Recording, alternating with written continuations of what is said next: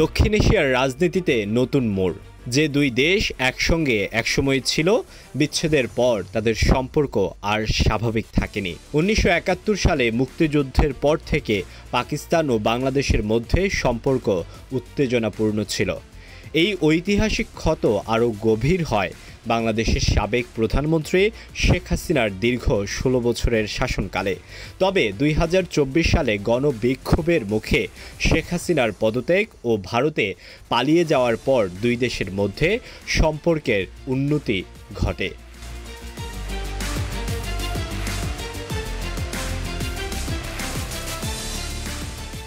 ভারতের সঙ্গে সম্পর্কের টানাপোড়েন এবং শেখ হাসিনা সরকারের প্রতি ভারতের দীর্ঘমেয়াদী সমর্থন বাংলাদেশের রাজনৈতিক গতিপথ পরিবর্তনে ভূমিকা রেখেছে।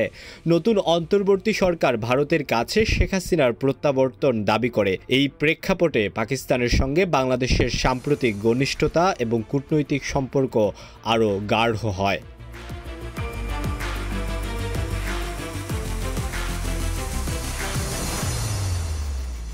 বাংলাদেশ ও পাকিস্তানের ক্রমবর্ধমান সম্পর্ক দক্ষিণ এশিয়ার ভূ রাজনীতিতে একটি নতুন অধ্যায়ের সূচনা করতে পারে।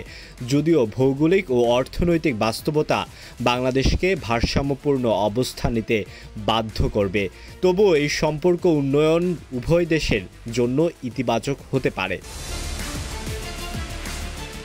তারই প্রেক্ষিতে ১৯৭১ সালের পর এবারই প্রথমবারের মতো বাংলাদেশ পাকিস্তান থেকে সরাসরি পণ্য আমদানি করছে।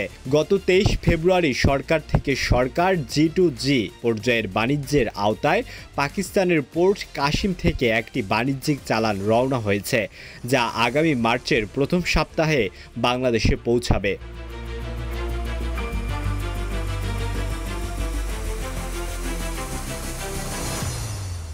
পাকিস্তানে নিযুক্ত বাংলাদেশের হাই কমিশনার মোহাম্মদ ইকবাল হোসেন খান দেশটির সংবাদ মাধ্যম দ্য নিউজকে জানান, বাংলাদেশ ও পাকিস্তানের মধ্যে বাণিজ্যিক পরিমাণ $1 বিলিয়ন বা ১০০ কোটি মার্কিন ডলার ছাড়িয়ে গেছে।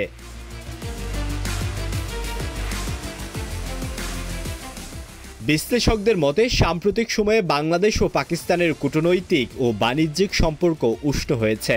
বিশেষ করে গত বছরের আগস্টে রাজনৈতিক পরিবর্তনের পর দুই দেশের মধ্যে সম্পর্ক ঘনিষ্ঠ হতে শুরু করেছে। উভয় দেশের মধ্যে সম্প্রতি উচ্চ পর্যায়ের বৈঠকও অনুষ্ঠিত হয়েছে। বাংলাদেশের অন্তর্বর্তী সরকারের প্রধান উপদেষ্টা ডক্টর মোহাম্মদ ইউনূস এবং পাকিস্তানের প্রধানমন্ত্রী শেহবাজ শরীফ গত ১ বছরে দুবার বৈঠকও করেছেন। এসব বৈঠকে বাণিজ্যিক ও কূটনৈতিক সম্পর্ক উন্নয়নের বিষয়ে আলোচনা হয়েছে। বিশেষজ্ঞরা মনে করছেন, নতুন এই বাণিজ্য সংযোগ বাংলাদেশ ও পাকিস্তানের মধ্যে দ্বিপাক্ষিক সম্পর্ককে আরও শক্তিশালী করবে এবং ভবিষ্যতে বড় পরিসরে বাণিজ্যের পথ উন্মুখ করবে। আলওয়ান খান, ঢাকা প্রকাশ।